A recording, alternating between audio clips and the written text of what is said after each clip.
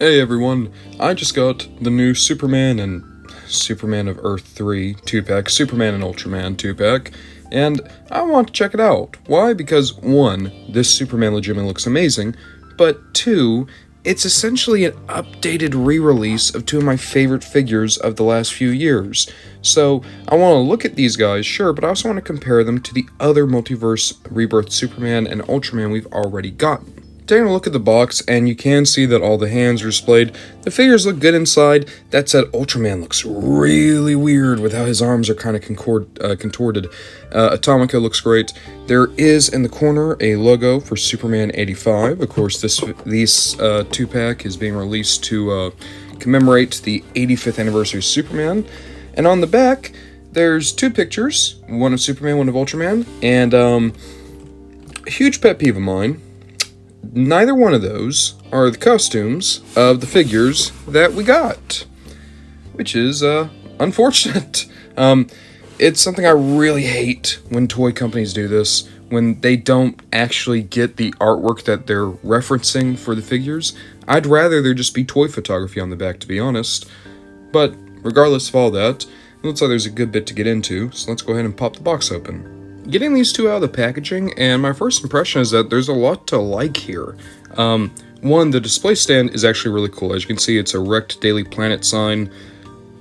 To get technical, if that's supposed to be the Daily Planet globe, that's way too small, but I think it's supposed to be more like just a street sign. And I think that the hands that they come out kind of default with from the box really work. You got the 2 fists for Superman. With Ultraman, you have kind of a more deranged kind of grabbing hand. It definitely displays the difference in personality between these 2 characters because, in case you don't know, Ultraman is the Superman from Earth-3. Earth-3 is where the Justice League is the crime syndicate.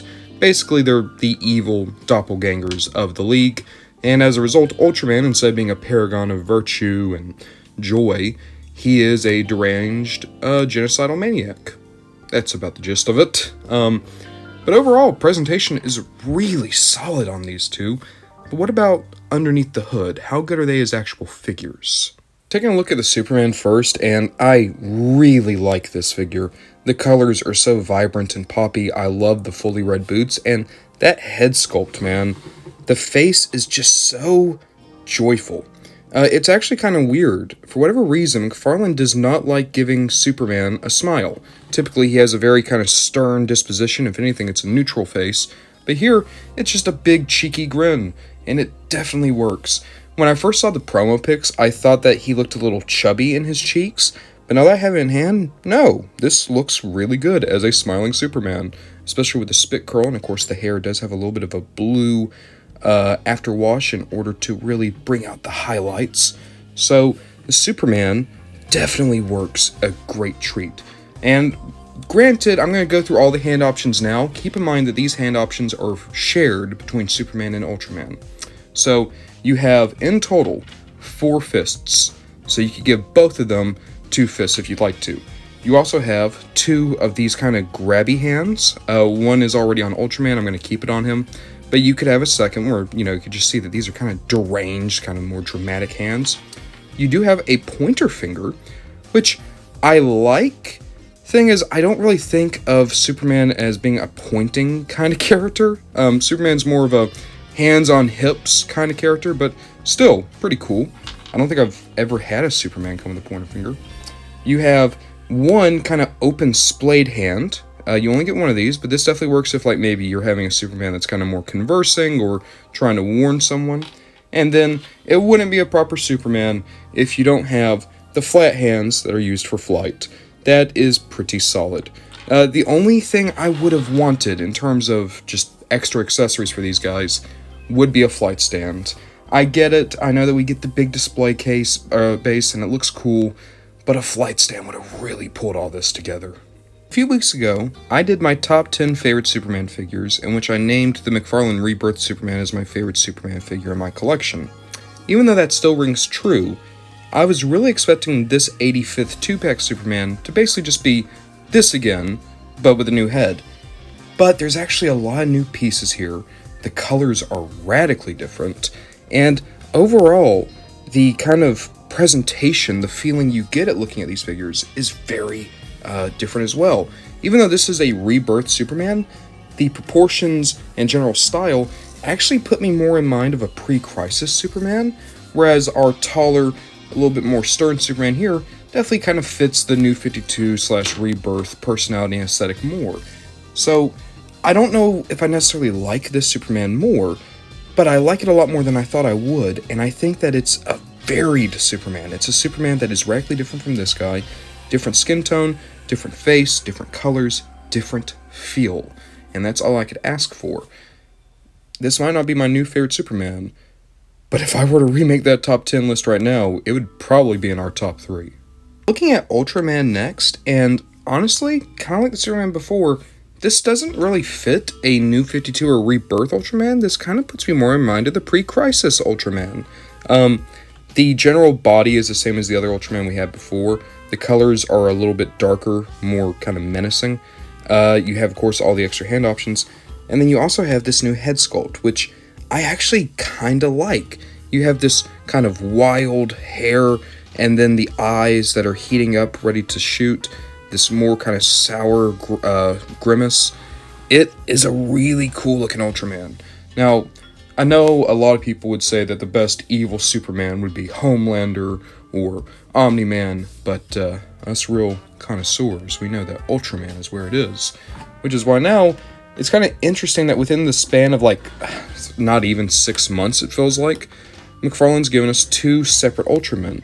And once again, like the Superman, I thought this was going to be a straight re-release, but when you look, right, there's a lot of differences between them. Like you have different kind of belt pieces, different boot pieces, the cuffs on the arms are different. You also have radically different colors. This Ultraman is a lot brighter, looks a little bit more like someone who's trying to pretend to be heroic, whereas this Ultraman is more overtly evil, I think. Interestingly, they both attempted to do the ready-to-fire heat vision, but I think that the new one does it so much better, because the old one, it's just the eyeballs are red. It's actually kind of hard to tell that it's supposed to be getting ready to shoot someone, whereas this one, that's just nightmare fuel, that face. So, kind of like the Superman, I like this Ultraman a lot more than I thought I would.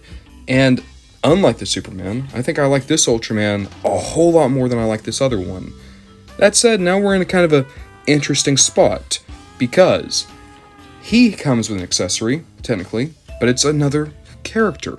It's Atomica from the Crime Syndicate. For anyone who doesn't know, Atomica is the evil version of the Atom from Earth-3, and also Johnny Quick's girlfriend. But let's talk about this, right? Thanks to the Target line, we now have 2 Ultramen, an Owlman, a Superwoman, and a Power Ring. Well, that's great, and we also have Atomica now, but we're still missing Johnny Quick and Deathstorm. Now, Deathstorm, I can give or take. I don't really need a Deathstorm, it would be cool, but Johnny Quick, especially now that we have Atomica, we absolutely need. It was already really weird that I had 4/5 of the standard Crime Syndicate lineup on my shelf, but now I have Atomica too, and now the fact that I don't have a Johnny Quick is really messed up. And I'm not picky. I'm not going to say, oh, we'll do this specific version of Johnny Quick, because he's the member of the Crime Syndicate who's probably had the most costumes at this point. I just want a Johnny Quick. Take a Flash line, take a supervillain line. I don't really care. Do a gold label. Why not? Do a gold label, store exclusive Johnny Quick. I'll buy one just to complete the Crime Syndicate, because this Atomica and this Ultraman and all the other Crime Syndicate figures were all very well done. Overall, this was a 2-pack that I was expecting to think was middling at best, but it really turned me around. The Superman and Ultraman are both wonderful additions to a shelf that are extremely unique when compared to the Ultraman and Superman that we already got. I think they more than warrant a place in a collection, especially if you missed out on that Ultraman or this Superman, because they fit a similar niche without being exactly the same. But with all that said, this was a great 2-pack. I think the Superman is head and shoulders better than the Ultraman, but I feel like they're both incredibly good, well-done figures, and the display stand and inclusion of Atomica are wonderful additions.